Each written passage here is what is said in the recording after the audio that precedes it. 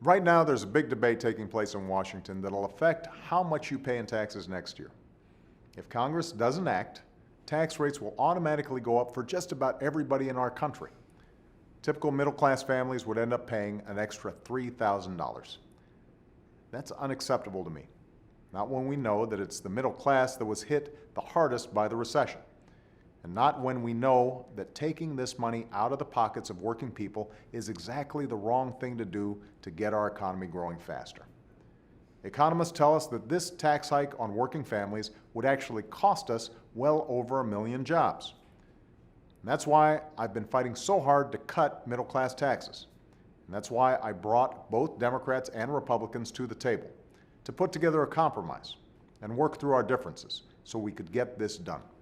Now, Republicans in Congress strongly favored permanent tax breaks for the wealthiest taxpayers and the wealthiest estates, most of which would go to millionaires and even billionaires. I didn't believe that these tax cuts were worth the cost. They'd add to our deficits without really boosting the economy. I believed instead that the best way to help the economy and working families was to keep middle-class tax rates low and cut taxes for working parents, college students, and small businesses.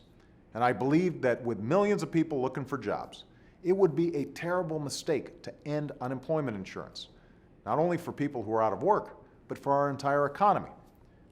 So we hammered out a deal that reflects ideas from both sides. It wasn't easy, and it's by no means perfect. And as with any compromise, everybody had to live with elements they didn't like. But this is a good deal for the American people. The vast majority of the tax cuts in this plan will help the middle class, including a new tax cut in payroll taxes that will save the average family about $1,000. And as this plan is debated in Congress, what I want to make clear is the real difference it will make in people's lives. It's going to make a difference for a single mom with 2 kids in Ohio working as a cashier. With this plan, she'd get a new payroll tax cut and a bigger child tax credit, together worth more than $2,300. It's going to make a difference for a couple in Florida earning about $50,000 and trying to put one of their 2 kids through college.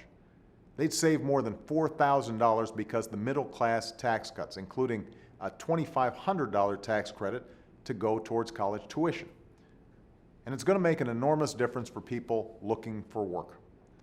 For many of these families, emergency unemployment insurance is the last line of defense between hardship and catastrophe. And I'd point out, if these folks stop spending money, it will also hurt businesses, which will hurt hiring, which will damage our economy.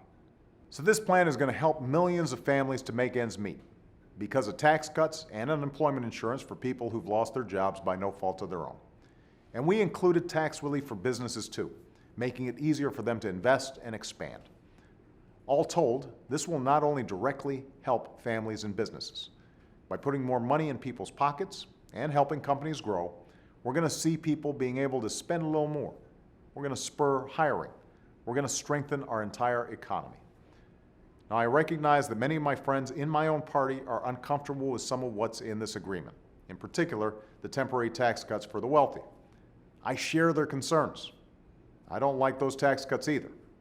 It's clear that over the long run, if we're serious about balancing the budget, we can continue to afford these tax breaks for the wealthiest taxpayers, especially when we know that cutting the deficit is going to demand sacrifice from everyone. That's the reality. But at the same time, we can't allow the middle class in this country to be caught in the political crossfire of Washington. People want us to find solutions, not score points. And I will not allow middle-class families to be treated like pawns on a chessboard. The opportunity for families to send their kids to college hinges on this debate. The ability of parents to put food on the table while looking for a job depends on this debate. And our recovery will be strengthened or weakened based on the choice that now rests with Congress. So I strongly urge members of both parties to pass this plan. And I'm confident that they will do the right thing, strengthening the middle class and our economic recovery. Thanks.